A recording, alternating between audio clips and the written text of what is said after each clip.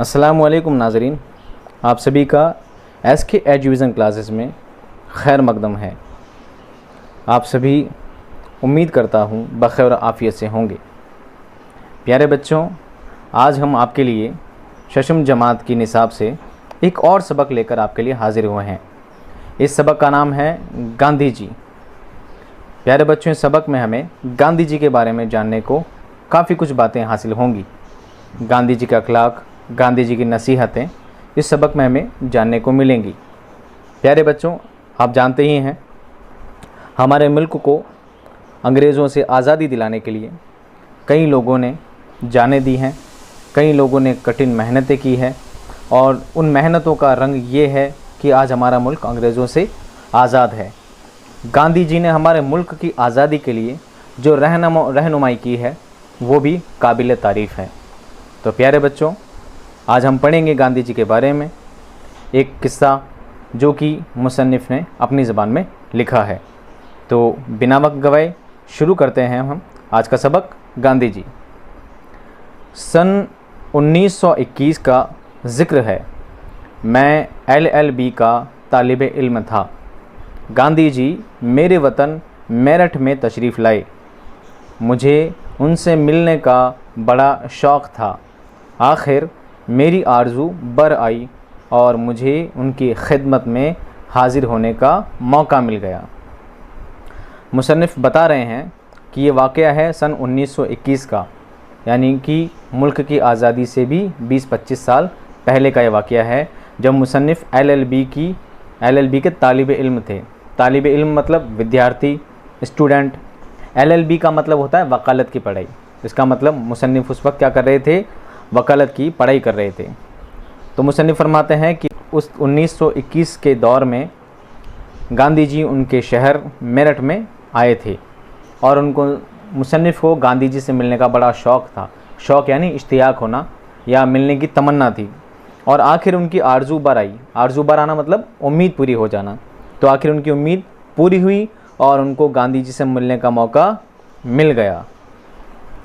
बातें करते करते गांधी जी ने मेरी अचकन की तरफ इशारा करके फरमाया, देसी क्यों नहीं पहनते? मैंने अर्ज़ किया, 3-4 देसी चीज़ें मुस्तकिल तौर पर इस्तेमाल करता हूँ। देसी आम खाता हूँ, देसी पान खाता हूँ, देसी आलू खाता हूँ और देसी शक्कर इस्तेमाल करता हूँ। क्या ये काफ़ी नहीं?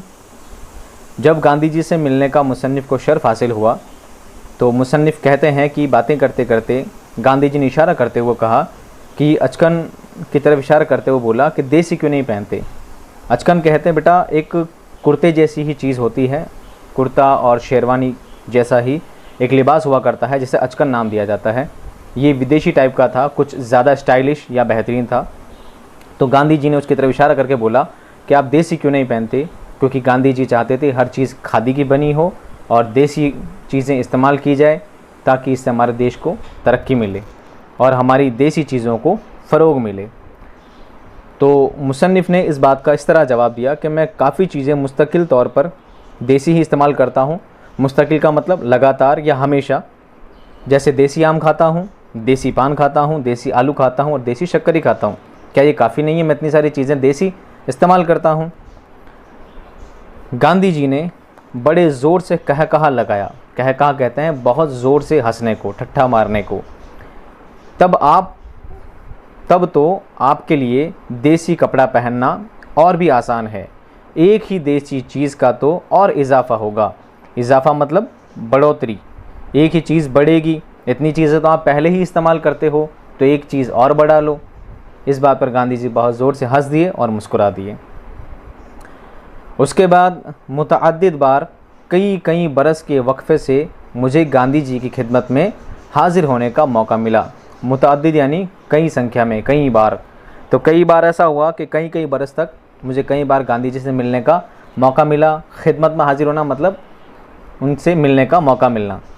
मगर हैरत है कि हर मर्तबा मुझे देखते ही उन्हें मेरी 4 देसी चीज़ों में अपनी उसी 5वीं चीज़ का ख्याल आ जाता। यानी मुसन्निफ़ बताते हैं कि जब भी गांधी जी मुझसे मिलते और हर बार मेरी मुलाकात उनसे जब भी होती है तो गांधी जी उन 4 देसी चीज़ों के अलावा हर बार वो 5वीं चीज़ का सवाल कर बैठते। वो 5वीं चीज़ कौन सी थी? वो 5वीं चीज़ थी उनका अचकन, यानी कि वो विदेशी कुर्ता। 1945 का ज़माना था। गांधी जी मसूरी पहाड़ पर बिरला हाउस में ठहरे हुए थे। मैं भी उस साल मसूरी गया हुआ था और गांधी जी की खिदमत में कभी कभी हाजिर होता रहता था। मुसन्निफ बता रहे हैं कि 1945 का ये वक्त था और गांधी जी मसूरी पहाड़ी पर बिरला हाउस में ठहरे हुए थे। मसूरी की पहाड़ियों पर बिरला हाउस बना हुआ था, वहाँ पर गांधी जी ठहरे हुए थे और उसी साल मसूरी गया था। कौन गए थे? मुसन्निफ भी उसी साल मसूरी जाने का उनको मौका मिल गया था। अब जब वो मसूरी रहते थे तो कभी कभी उनको भी गांधी जी से मिलने का मौका मिल जाया करता था और वो अक्सर गांधी जी से मिलने का शौक़ रखते थे, इसीलिए गांधी जी के पास बार बार जाया करते थे। मसूरी में उन दिनों बहुत से लद्दाखी मज़दूर आए हुए थे। लद्दाख कश्मीर में एक जगह है, यहाँ के रहने वालों को लद्दाखी कहते हैं। वो हर साल गर्मी के मौसम में काम की तलाश में मसूरी और दूसरे मकामात पर आ जाते हैं। लद्दाख किसे कहते हैं? कश्मीर की एक जगह है जिसका नाम है लद्दाख, और उस लद्दाख में रहने वाले लोगों को लद्दाखी कहते हैं।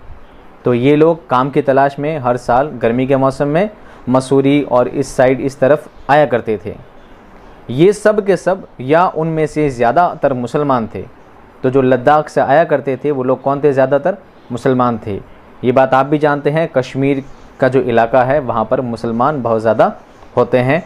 तो मुसलमान आबादी होने की वजह से वहाँ पर ज़्यादातर लोग मुसलमान ही हैं और वो इधर काम की तलाश में मसूरी की तरफ आया करते थे। बेचारे बहुत गरीब थे। एक फटे हुए जांघिए और पैबंद लगे हुए शिलोके के सिवा उनके बदन पर कुछ ना होता था। जांघिया कहते हैं पतलून को, और शिलोका एक तरह का ये भी कुर्ते जैसा ही लिबास हुआ करता है जो कश्मीरी लोग पहना करते हैं। पैबंद कहते हैं कारी लगना। प्यारे बच्चों, हमने देखा है जब कपड़ा कहीं से फट जाता है तो हम उसको ऊपर एक छोटा सा कारी लगाकर, कारी से सिलकर उस कपड़े को इस्तेमाल किया करते हैं। तो ये लोग इतने गरीब हुआ करते थे कि इनके पास नए कपड़े खरीदने के लिए भी पैसे नहीं होते थे, तो ये पुराने कपड़ों पर ही पैबंद लगाकर उस पर कारी लगाकर पहना करते थे। रात के वक्त टाट के बोरे में लिपट जाते थे। यही टाट का बोरा उनका लिहाफ था और यही उनका गद्दा। लिहाफ और गद्दा यानी रज़ाई और तकिया गद्दा हुआ करता था। यही एक टाट का बोरा, टाट कहते हैं बोरी को। उन्हें इस हालत में देखकर गांधी जी को बड़ा तरस आया। तरस आना मतलब दया आ गई गांधी जी को उनकी इस गरीबी की हालत को देखकर, और उन्होंने उनकी इमदाद के लिए मुख्तलिफ़ तजवीज़ें गौर करना शुरू किया। मुख्तलिफ़ यानी कई तरह की, तजवीज़ यानी राय, अलग अलग तरह की तदबीर निकालने पर गौर किया। इमदाद यानी मदद करना। तो गांधी जी चाहते थे कि मैं इन गरीबों की किस तरह मदद करूं, इसलिए उन्होंने कई बातों पर गौर करना शुरू किया। इस सिलसिले में गांधी जी ने एक ऐसी इमारत की तामीर की तहरीक भी शुरू की जहां पर ये बेचारे पहाड़ी मज़दूर ठहर सकें और उनसे उसका किराया ना लिया जाए। शायद उस इमारत के लिए 1.5 लाख रुपए वादे भी हो गए।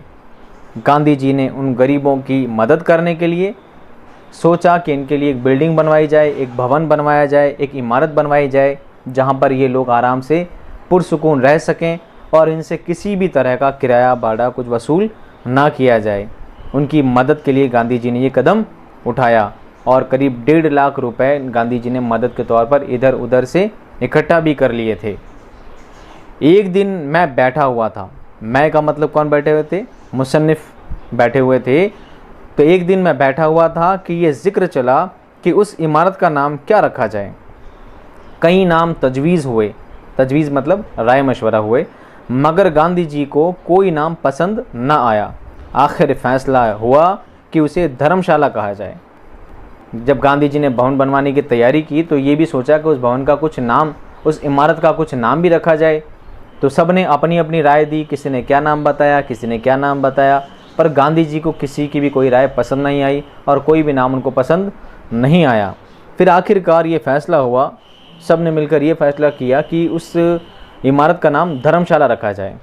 धर्मशाले पर यह बात अटक गई। मैंने अर्ज़ किया, उस इमारत का नाम गरीब खाना क्यों नहीं रखते? जब सब ने अपनी अपनी राय दी तो मैं भी बोल पड़ा कि गांधी जी उस भवन का नाम, उस इमारत का नाम गरीब खाना रख दीजिए, क्योंकि ये बेहतर है मेरी नज़र में। एक और साहब वहाँ बैठे हुए थे, बोले गरीब खाना तो शायद अपने ही घर को कहते हैं। तो एक साहब जो उस जगह बैठे हुए थे, जब ये राय मशवरा चल रहा था उन लोगों के बीच, तो दूसरे शख्स ने बीच में ही बोल दिया कि गरीब खाना तो अपने ही घर को बोलते हैं, शायद नहीं बल्कि हाँ, गरीब खाना अपने ही घर को बोला जाता है। मैंने कहा, जी हाँ कहते तो हैं, लेकिन अपने घर को गरीब खाना महज इंकिसारी की वजह से कहते हैं। इंकिसारी मतलब ख़ुद को कमतर समझना या ख़ुद को कम बताना। ख़ुद को गरीब फ़र्ज़ कर लेते हैं और अपने घर को गरीब खाना करार देते हैं, वरना गरीब खाना के मानी गरीब के घर के सिवा और कुछ नहीं। गरीब खाने का मतलब क्या होता है? गरीब का घर। तो जब किसी से कहा जाता है, किसी को दावत दी जाती है, किसी को अपने घर बुलाने के लिए इसरार किया जाता है, तो उसको कहा जाता है कि मेहरबानी करके गरीब खाने पर तशरीफ़ लाइए। यानी इंसान आजिज़ी के तौर पर, एक इंसान दूसरे इंसान से आजिज़ी के तौर पर ये कहता है कि गरीब खाने पर तशरीफ़ लाइए। गरीब खाना का मतलब होता है गरीब का घर। तो इंसान अपनी बड़ाई ना करते हुए, अपने आप को बड़ा ना बताते हुए अपने घर को गरीब खाना बताता है, ताकि वो अपने आप को बड़ाई ना बताए। गांधी जी को ये नाम पसंद आया। इसके बाद मुझे मालूम ना हो सका कि वो इमारत बनी थी या नहीं और उसका नाम गरीब खाना रखा गया या नहीं। उस वक्त ये महफिल लगी हुई थी, बातचीत चल रही थी, सलाह मशवरा हो रहा था नाम के बारे में। तो जब सब नाम के बारे में चर्चा कर रहे थे तो मैंने भी अपनी तरफ से गरीब खाना बता दिया और गांधी जी को नाम पसंद भी आ गया। फिर ये मीटिंग ख़त्म हो गई, ये मजलिस ख़त्म हो गई, ये बातचीत ख़त्म हो गई। मैं वहाँ से चला गया और उसके बाद मुझे पता भी नहीं कि वो इमारत बनी कि नहीं बनी, या उस इमारत का नाम गरीब खाना रखा भी या नहीं। गांधी जी झूठ बर्दाश्त नहीं करते थे। सत्याग्रह आश्रम में नेक चलनी और सच्चाई के वादे, सच्चाई के कवायद बड़े सख्त थे। यहाँ तक कि बच्चों को भी उनकी पाबंदी करनी पड़ती थी। एक दफ़ा एक नौजवान आश्रम में रहने के लिए आए। ये बीए पास कर चुके थे। दस्तूर के मुताबिक गांधी जी ने उनके सर सुपुर्द ये काम किया कि 3 महीने तक वो आश्रम में रोज़ाना झाड़ू दिया करें। गांधी जी का जो आश्रम था, सत्याग्रह आश्रम, जब गांधी जी वहाँ रहते थे तो वहाँ पर सभी को हिदायत किया करते थे कि हमेशा सच बोलें, चाहे कैसे भी हालात हों, कैसी भी मुसीबत आन पड़े, किसी भी तरह की स्थिति हो, हमेशा सच ही बोलना चाहिए। क्योंकि गांधी जी को झूठ से बहुत नफ़रत थी और वो झूठ बिल्कुल बर्दाश्त नहीं करते थे, यानी झूठ बोलना बिल्कुल पसंद नहीं करते थे। ना वो खुद झूठ बोलते थे और ना ही झूठ बोलने वालों को पसंद किया करते थे। यहाँ तक कि वो बच्चों को भी यही सलाह देते थे कि हमें कभी झूठ नहीं बोलना चाहिए। तो उनके आश्रम में एक शख्स आए जो बीए पास कर चुके थे। तो बीए पास कर चुके थे, वो वहाँ पर रहने के लिए आए। तो गांधी जी ने कहा कि जब तक आप यहाँ पर रहेंगे आपको 3 महीने तक यहाँ पर झाड़ू देनी है, रोज़ यहाँ की साफ़ सफाई का ज़िम्मा आपके ऊपर है। उस नौजवान को बच्चों से बड़ा उन्स था। उन्स कहते हैं मोहब्बत को। उस नौजवान को बच्चों से बड़ा उन्स था, यानी बच्चों से बहुत मोहब्बत थी और बच्चे भी उससे बहुत मानूस थे। मानूस यानी कहते हैं जान पहचान को। तो बच्चे भी उससे बहुत घुल मिल गए थे, क्योंकि जब आप बच्चों से मोहब्बत से पेश आते हैं तो बच्चे बहुत जल्द आपसे घुल मिल जाते हैं। एक दिन आश्रम की एक 8 साला लड़की उस नौजवान से एक लीमू छीनना चाहती थी। लीमू मतलब नींबू, जिसे आम भाषा में नींबू कहा जाता है। नींबू, इसे हिंदी में सही अर्थ नींबू होता है। तो एक 8 साला लड़की यानी 8 साल की बच्ची थी। तो जिन्होंने, उस लड़की ने उनके हाथ में एक नींबू देखा तो वो लड़की वो नींबू छीनना चाहती थी और वो उस लड़की के साथ खेलने लगा। खेलते खेलते उसे थका दिया, लेकिन लीमू नहीं दिया। लड़की तंग आकर रो पड़ी। तो असल में ये हुआ कि वो नींबू उनको नहीं देना चाहते थे, इसलिए उनको खिलाते रहे, भगाते रहे, दौड़ाते रहे और यहाँ तक कि वो बच्ची थक गई और थक कर रो पड़ी और वो नींबू फिर भी हाथ में ना आ सका, तो इस बात पे वो रो पड़ी। असल में ये नींबू आश्रम के एक मरीज़ के वास्ते था। यानी ये नींबू किसके लिए था? आश्रम में एक मरीज़ इंसान था उसके लिए नींबू था, वो नींबू उस बच्ची को नहीं दिया जा सकता था। उस लड़की को कैसे दे दिया जाता? जब लड़की रोने लगी तो उसने उस नौजवान की कुछ समझ में ना आया कि अब क्या करे, क्योंकि वो बच्चों से बहुत मोहब्बत रखते थे, तो वो नहीं चाहते थे कि वो बच्ची रोए। अब जब वो बच्ची तंग आ गई तो वो चाहते भी थे ये नींबू बच्ची को दे दिया जाए ताकि वो रोए ना, लेकिन ये नींबू एक बीमार शख्स का था, उस बीमार को ये नींबू देना था, तो वो उस नींबू उसे भी नहीं दे सकते थे। तो वो परेशान हो गए, इस बात में, इस सोच में पड़ गए कि अब वो क्या करें कि बच्ची भी ना रोए और नींबू भी बचा लिया जाए। आखिर उसे एक तरकीब सूझी। उस नौजवान ने एक तरकीब लगाई। उसने नींबू हाथ में लेकर ज़ोर से अपना हाथ हिलाया और ये जाहिर किया कि जैसे नींबू को साबरमती नदी में फेंक दिया हो, मगर असल में ऐसा नहीं किया गया था, बल्कि नींबू को अपनी जेब में रख लिया था। अब लड़की का ध्यान नदी की तरफ गया और कहने लगी, मैं नींबू को नदी से निकाल कर लाऊं, किनारे ही पर तो होगा। यानी कि उनको एक तरकीब आई। उन्होंने लड़की को रोने से उनको जो तकलीफ़ हो रही थी, वो नहीं चाहते थे बच्ची रोए, तो उन्होंने लड़की को बहाना बनाने के लिए, उससे नींबू बचाने के लिए उन्होंने अपने हाथ हिलाया और नींबू को ऐसे फेंक दिया जैसे दूर नदी में जाकर गिर गया है, लेकिन असल में नींबू फेंका नहीं था, बल्कि उन्होंने अपनी जेब में रख लिया था। अब लड़की ने देखा कि नींबू फेंक दिया है, तो मैं नींबू लेकर आ जाऊँ। उस लड़की ने उनसे कहा कि ज़्यादा दूर तो नहीं गया होगा, नदी के किनारे पर ही पहुँचा होगा। नौजवान ने जवाब दिया, नींबू नदी में डूब गया, अब तुम उसे नहीं निकाल सकती। बात आई गई हो गई। दोनों बातें करते हुए आगे बढ़े। इत्तेफाक ऐसा हुआ कि मरीज़ के कमरे की तरफ जाते हुए उस नौजवान ने अपनी जेब से रुमाल जो निकाला, तो उसके साथ नींबू भी जेब से निकलकर गिर पड़ा। अब हुआ ये, जब उन्होंने नींबू फेंक दिया तो लड़की बोली कि मैं नींबू लेकर आ जाऊं, पर ऐसा नहीं हुआ। उन्होंने बोला कि नींबू तो नदी में गिर गया होगा और अब तुम्हारे हाथ नहीं आएगा। फिर दोनों में रजामंदी हो गई और दोनों बात करते करते बाबा आश्रम के अंदर चले गए। जाते जाते जब वो उस मरीज़ के कमरे की तरफ जा रहे थे, तो उस शख्स ने जब अपने जेब से रुमाल निकाला तो गलती से रुमाल के साथ में नींबू भी नीचे गिर गया। फिर देखिए क्या होता है, लड़की हक्का बक्का रह गई। हक्का बक्का रहना मतलब हैरत में पड़ गई और नफ़रत से नौजवान की तरफ देखकर बोली, अच्छा आपने मुझसे झूठ बोला, नींबू आपने जेब में रख लिया था और मुझसे कह दिया कि मैंने नदी में फेंक दिया। आश्रम में रहकर आपने इतनी बुरी बात की, मैं बापू से कहूँगी कि आप झूठ बोलते हैं। बापू से मतलब गांधी जी से। लड़की ने देखा कि वो नींबू जब उनकी जेब से गिरा तो लड़की ने गुस्से भरी नज़रों से उन्हें देखा और नफ़रत से, यानी गुस्से की नज़र से उनको नफ़रत से बोली कि आपने मुझसे झूठ बोला, आपने नींबू नदी में नहीं फेंका था बल्कि अपनी जेब में रख लिया था, और मैं आपकी शिकायत गांधी जी से करूँगी कि आप आश्रम में रहते हैं और फिर भी झूठ बोलते हैं। पर असल में वजह ये नहीं थी, असल में माजरा कुछ और ही था। ये कहकर वो भागी और सीधी गांधी जी की खिदमत में पहुंची और उनसे कह दिया कि फ़लाँ आदमी ने इस तरह झूठ बोला। गांधी जी ने कहा, हम मालूम करेंगे कि क्या बात है और क्यों उन्होंने झूठ बोला। गांधी जी के पास जब वो लड़की गई, सीधी भागती दौड़ती गई और बताया कि उस शख्स ने किस तरह उनसे झूठ बोला और किस तरह उनको बेवकूफ़ बनाया। वो शख्स आश्रम में रहकर झूठ बोलते हैं। तो गांधी जी ने कहा, ठीक है, आप परेशान ना हो, हम पूरी बात पता करेंगे कि उन्होंने झूठ आखिर क्यों बोला, क्योंकि झूठ बोलने के पीछे कोई वजह रही होगी, क्योंकि आश्रम में रहकर कोई झूठ नहीं बोलता है।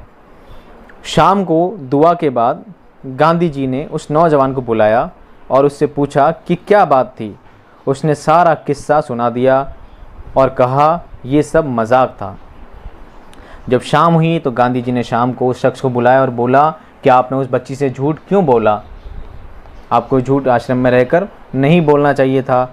अगर कोई दूसरी बात थी तो क्या बात थी, मुझे पूरी बात बताओ। तो उस शख्स ने सारा किस्सा बयान कर दिया कि ये नींबू एक मरीज़ का था जो मैं उस लड़की को नहीं दे सकता था, उस बच्ची को नहीं दे सकता था, इस वजह से मुझे उससे ऐसा करना पड़ा और ऐसा ज़्यादा कुछ नहीं था, मैंने झूठ नहीं बोला, ये सिर्फ़ एक मजाक था, मैंने मजाक में ऐसा किया। गांधी जी ने मुस्कुराते हुए उससे कहा, देखो आइंदा से इस बात का ख्याल रखो कि बच्चों से मजाक में भी झूठ ना बोलो। गांधी जी ने उनको हिदायत करी कि बच्चों से आइंदा यानी आने वाले कल में या आने वाले वक्त में ऐसा कभी मत करना कि बच्चों से मजाक में भी झूठ बोलना पड़े। ये कहानी लिखी बच्चों हामिदुल्ला अफसर ने। प्यारे बच्चों, गांधी जी ने नसीहत की है इस सबक में कि बच्चों से मजाक में भी झूठ नहीं बोलना चाहिए। अच्छी बात तो यही है कि हमें कभी झूठ नहीं बोलना चाहिए। बेशक झूठ बोलने वालों को अल्लाह ताला पसंद नहीं करता। तो गांधी जी ने इस सबक में हमेशा सच बोलने की तायीद की है और झूठ बोलने से मना किया है, और ये भी कहा है कि बच्चों से मजाक में भी झूठ ना बोलें। उसकी वजह यह है, अगर हम बच्चों से मजाक में झूठ बोलेंगे, बचपन में जब उनसे झूठ बोलेंगे तो उन्हें बार बार ये झूठ सुनने की आदत हो जाएगी। बच्चों को जिस तरह परवरिश दी जाएगी वो वैसे ही तालीम हासिल करेंगे और बड़े होकर वो भी झूठ बोलेंगे। तो आप गौर करिए इस बात पर, अगर इस दुनिया में हर इंसान झूठ बोलने लगेगा तो क्या ये दुनिया, क्या हमारा मुल्क तरक्की पा सकेगा? नहीं। तो प्यारे बच्चों, हमें चाहिए कि हम हमेशा सच बोलें, कभी भी झूठ ना बोलें, चाहे कोई वजह हो, चाहे मजाक में भी हो, चाहे हंसी मजाक में हो, हमें कभी भी झूठ बोलना नहीं चाहिए। प्यारे बच्चों, मैं आपसे उम्मीद करता हूँ कि आप गांधी जी की इस नसीहत की पूरी कोशिश करेंगे कि कभी भी झूठ ना बोलें, और जो लोग झूठ बोलते हैं उनको भी हिदायत करें कि आप कभी झूठ ना बोलें। प्यारे बच्चों, अब हम अलविदा चाहते हैं। उम्मीद करते हैं आपको ये सबक बहुत अच्छा और बहुत पसंद आया होगा। मिलते हैं आपसे अगली क्लास में। तब तक अपना ख्याल रखिए, खुश रहिए। अल्लाह हाफ़िज़।